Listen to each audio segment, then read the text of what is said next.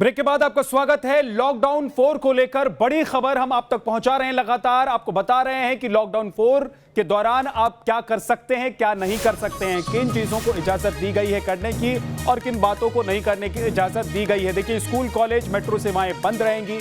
इसके अलावा सरकारी जो केंद्र सरकार की दफ्तरें हैं उनको खोलने का फैसला लिया गया है पूरी तरीके से। घरेलू और अंतर्राष्ट्रीय उड़ानें बंद रहेंगी और मोटी मोटी बात यह समझ लीजिए कि जहां पर भी भीड़ हो सकती है उन जगहों को बंद रखा गया है। और कमोबेश इस लॉकडाउन के दौरान भी आपको लॉकडाउन 3 जैसी तस्वीर ही नजर आएगी, क्योंकि कमोबेश उसी तरह के दिशा निर्देश हैं। एक बार फिर से हमारे सहयोगी मधुरेंद्र लगातार हमारे साथ जुड़े हुए हैं, उनके पास चलते हैं। मधुरेंद्र, कमोबेश चीजें वही हैं, दिशा निर्देश वही हैं, तो इसका मतलब यह समझें कि सरकार को लग रहा है कि अभी जो एक उम्मीद की जा रही थी कि लॉकडाउन 3 के दौरान हम कोरोना पर काबू पा लेंगे, वो उम्मीद बहुत हद तक सफल होती हुई नजर नहीं आई है। इसलिए लॉकडाउन 4 में भी सख्ती लॉकडाउन 3 की तरह ही रखने की पूरी कोशिश की गई है।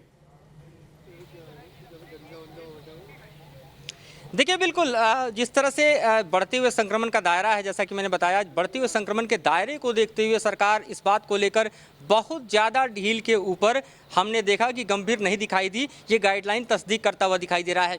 जो मेजर अंतर की हम बात करें, अगर डिफरेंसेस की बात करें, तो राज्यों को ज़्यादा से ज़्यादा अधिकार सरकार ने देने की कोशिश की है और जहाँ तक केंद्र की बात है उसके लिए एक सेपरेट गाइडलाइन आएगा। इसकी भी बात साफ तौर पर इस गाइडलाइन में की गई है कि जो सेपरेट एक तरह से गाइडलाइंस है सेंटर्स के लिए, खास तौर पे वो अपने सेंटर एक अलग से इशू करेगा।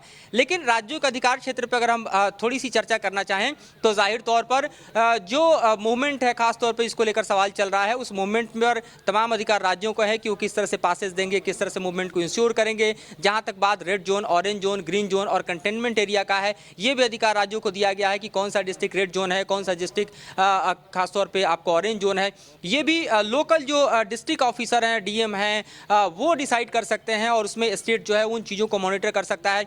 तो ये साफ तौर पर जो डिफरेंसेज हैं स्टेट और सेंटर के बीच, वो अब इस लॉकडाउन 4 में थोड़ा और विजिबल दिखाई दे रहा है। यानी राज्यों को जो ये मांग थी कि उनको थोड़े से अधिकार मिले कि कुछ चीज़ों का निर्धारण वो कर सके, खासतौर पे जोन का निर्धारण कर सके, मूवमेंट का निर्धारण कर सके, उन चीज़ों को साफ शब्दों में कहें तो राज्यों को केंद्र ने दे दिया है। केंद्र और राज्य के अधिकार जो बटे हुए हैं वो लॉकडाउन 4 में साफ साफ दिखाई दे रहे हैं।